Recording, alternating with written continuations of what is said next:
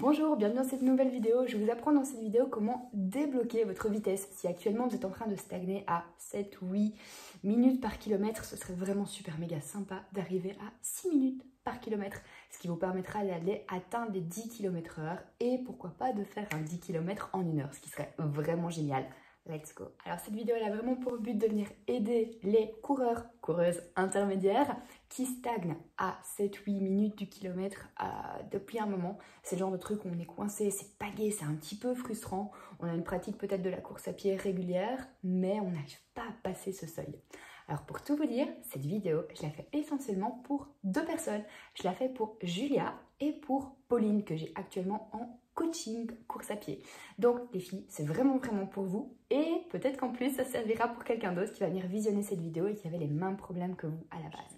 Donc alors, l'intro, c'est que il y a déjà cette frustration de départ de on court mais on peut mieux faire, ok?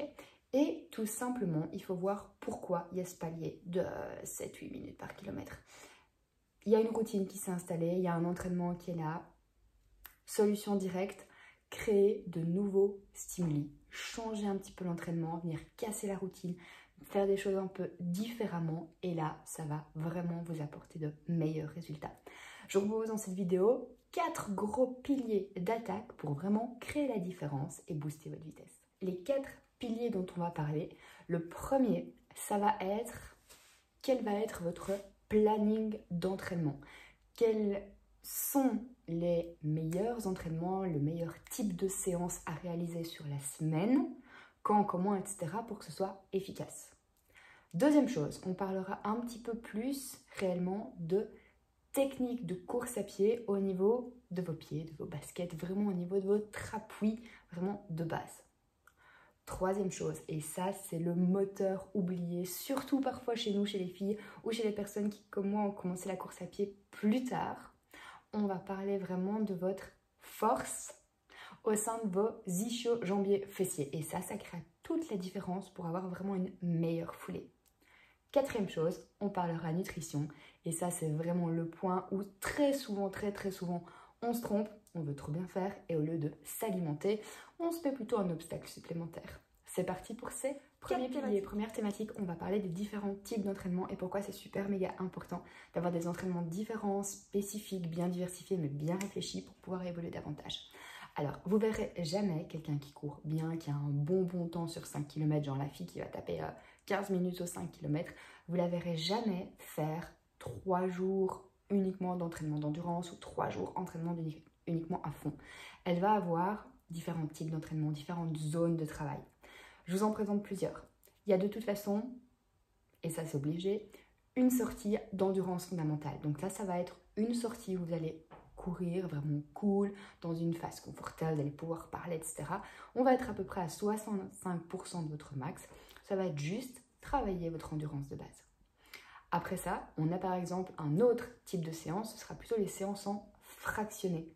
Fractionné très intense, où là on va aller chercher votre maximum en termes d'aérobie. Ça va être une séance difficile, ça va par exemple être des 30-30, sprint 30 secondes, récup 30 secondes, sprint 30 secondes, récup 30 secondes. Quand vous démarrez ce genre de séance, c'est peut-être le genre de choses que vous allez faire 10 fois. Ce serait déjà bien 10 fois pour démarrer. Avec le temps, c'est le genre de choses que vous pouvez faire plus de fois, 20 fois ou 2 fois 10, ce genre de trucs-là. Et vous pouvez progressivement augmenter un petit peu à chaque fois votre temps d'effort, diminuer votre temps de récupération, mais toujours le laisser quand même pour vraiment avoir de beaux pics d'intervalle où votre fréquence cardiaque maximum va monter et puis elle va descendre. Ce sera vraiment un travail complètement différent de l'endurance. Troisième type de séance, un petit peu entre les deux types que je viens déjà de vous proposer là, on a tout ce qui est séance tempo. Les séances tempo, c'est des séances où vous allez plutôt courir au seuil. Courir au seuil, ça veut dire que par exemple, sur les fractionnés, les sprints intenses, votre cœur peut monter à 160, 170, plus ou moins le même âge. Et quand on va aller courir au seuil, on va être un petit peu en dessous. Et en fait, disons que ça va être votre meilleure vitesse, mais à tenir plus longtemps. Donc par exemple, à quelle vitesse vous allez pouvoir courir pendant 1 km, mais 6 fois d'affilée. À quelle vitesse vous allez pouvoir progressivement courir 500 mètres, mais 10 fois d'affilée. En faisant en sorte que ce soit un effort intense, oui, mais que ça reste quand même confortable. Vous allez vraiment avoir une bonne course quand même. Vous allez être, oui, à un rythme cardiaque plus élevé, mais ce ne sera pas la fin du monde. Quatrième type de séance, les séances longues, les sorties longues, etc. Par exemple, si vous êtes en train de préparer un 21 km, un 42, ce genre de choses-là, là, ça devient super intéressant d'avoir des sorties longues dans lesquelles il va y avoir des phases d'endurance et un petit peu des phases de tempo, mais un peu plus light. Globalement, ça va rester des séances dans lesquelles vous êtes confortable. Et cinquième type de séance, et ça fait partie pour moi de votre entraînement, surtout si, comme moi, vous avez démarré la course à pied plus tard et qu'il vous faut vraiment de l'entraînement pour arriver jusqu'aux 10 km/h, c'est les séances de renforcement. Renforcement normal, classique, poids de corps, salle, HIIT, cross-training, mais il vous faut du renfort. C'est super, méga important. Surtout si vous ne faites pas de la course à pied depuis enfant, donc j'insiste là-dessus, si la course à pied c'est quelque chose que vous avez démarré plus tard, le renfort, c'est vraiment un type de séance à intégrer dans votre quotidien. Moi, je vous propose vraiment de choisir 2 séances parmi les 4 que j'ai parlé en premier et d'ajouter le renfort. Donc, endurance, fractionné, tempo ou sortie longue, il faut au moins 2 séances de ce genre-là par semaine et il faut un renforcement en plus. Ça, c'est votre premier pilier quand vous allez aller chercher comme ça au moins 3 types de séances différentes par semaine. Votre entraînement va déjà changer du tout. Alors, deuxième pilier, deuxième grosse thématique, je vais parler de l'appui du pied. Je vais aller un petit peu plus loin là-dedans. L'appui du pied, c'est vraiment ce qui va démarrer un petit peu votre foulée. Donc, prendre conscience qu'on ne doit pas attaquer avec le talon, mais plutôt avoir un bon appui pied médian, plutôt au milieu de la basket. Ça peut vraiment faire la différence. Vous pouvez, vous devez intégrer tout ce qui est jeu de pied, si je peux appeler ça comme ça. Talons-fesses, genoux, pas chassés, tout ce genre de choses, les petits bonds, etc. Tout ce qu'on appelle les gammes, les éducatifs, ce genre de choses. Vous pouvez les intégrer au moins une fois par semaine en échauffement, au moins. Et ça va vous permettre d'avoir vraiment un début de foulée qui va être hyper efficace. Ça va être hyper efficace parce que ça va être le point de base de votre dynamique de course, ok? Et ça va aussi prévenir les blessures. Généralement, je dis ça assez simplement, mais votre pied en termes articulaires et musculaires, c'est pas vraiment quelque chose qui est hyper robuste. Si on parle de vos fessiers, de vos cuisses, c'est une autre histoire. Au niveau du pied, avoir des fractures de fatigue, ça arrive beaucoup trop souvent. Donc prendre appui convenablement au niveau de vos pieds, milieu, bien propulsé vers l'avant. Ce sera vraiment quelque chose qui peut être bénéfique également. Donc si vous avez une bonne réactivité, comme je vais vous mettre juste là maintenant sur le petit schéma, en fait votre attaque au sol va être beaucoup plus sympa. Ça va plutôt être comme un ressort au niveau de la basket, donc ça va être hyper intéressant. Ce sur quoi vous pouvez focaliser aussi, c'est votre cadence de course. Plus on va avoir une cadence optimale, plus je veux dire la grandeur de votre foulée et en même temps votre prévention des blessures va être améliorée, donc ça va être très top. Focus cadence, je vous mets juste ici la cadence idéale de course. Souvent vos montres vous permettent de voir un petit peu où vous vous situez. Et dernière chose par rapport à ce point, si on monte beaucoup plus haut, si je peux dire ça comme ça, au niveau de votre posture générale, essayez d'avoir une posture athlétique, essayez d'avoir une posture qui, à la fin ici de votre crâne, va au final suivre ce que vous avez démarré au niveau du pied. Donc, pas de posture, pouf, comme ça pour courir, pas de posture trop vers l'avant, ce genre de choses-là. Optez pour quelque chose où vous allez bien respirer, être bien ouvert, légèrement vers l'avant. Là, à nouveau, je vous remets une petite photo comme ça, vous voyez mieux où je vais en venir. Et on a vraiment une bonne dynamique de course de quelqu'un qui va vouloir courir, bondir, propulser vers l'avant et qui ne va pas venir se fermer comme ceci, fermer la cage thoracique. Pas du tout d'intérêt, je dirais. Il faut vraiment que la course part de votre pied, en tout cas au niveau du mouvement, on en reparle plus tard pour d'autres détails, et on propulse jusqu'au haut du crâne et on a vraiment une bonne dynamique globale, en plus pour la respiration. Ça. Alors, troisième point, je vous avais parlé un petit peu d'un moteur oublié, j'avais dit ischio-jambier, fessier. Alors, toute cette zone autour de votre bassin, même si on vient de parler de l'appui au niveau du pied qui est super méga important, c'est pas votre pied qui va avoir assez de force, pour dire ça simplement, pour vous propulser et vous faire avancer plus vite. C'est hyper méga logique. C'est pas juste vos pieds qui vont aller vite, tac, tac, tac, tac, tac, et qui vont vous permettre de venir propulser votre poids global vers l'avant de plus en plus vite. C'est vraiment au niveau de votre bassin qu'il y a une bonne biomécanique de course qu'on va pouvoir faire la différence. Je vous remets ici une petite image en plus. Vous voyez vraiment qu'il faut venir améliorer la puissance en fait de la poussée. Le fait de venir stabiliser le bassin et de vraiment avoir cette puissance vers l'avant, ischio-jambier, fessier, ça va vous permettre d'avoir une foulée beaucoup plus efficace, beaucoup plus explosive. Et à nouveau, vous allez venir prévenir les blessures parce qu'en fait, vous allez globalement venir améliorer, aller créer, je dirais, une certaine économie au niveau de certains muscles. Je m'explique. Si vous ne poussez pas bien dans vos ischio-jambiers fessiers, vous allez venir créer trop d'impact, trop de pression par exemple au niveau des genoux, au niveau des tibias, au niveau des pieds en général. Si vous parvenez par contre à bien propulser et également à bien amortir avec le pied pour après avoir le ressort et repartir, là ça va vraiment tout changer. Ce genre de choses, je vous conseille vraiment de faire attention à ça sur vos séances fractionnées et sur vos séances de tempo et également sur vos séances de renfort musculaire. Dès que vous allez prendre conscience que vous pouvez contracter l'arrière de vos cuisses, vos fessiers et propulser vers l'avant, ça va vraiment être game changer pour votre course.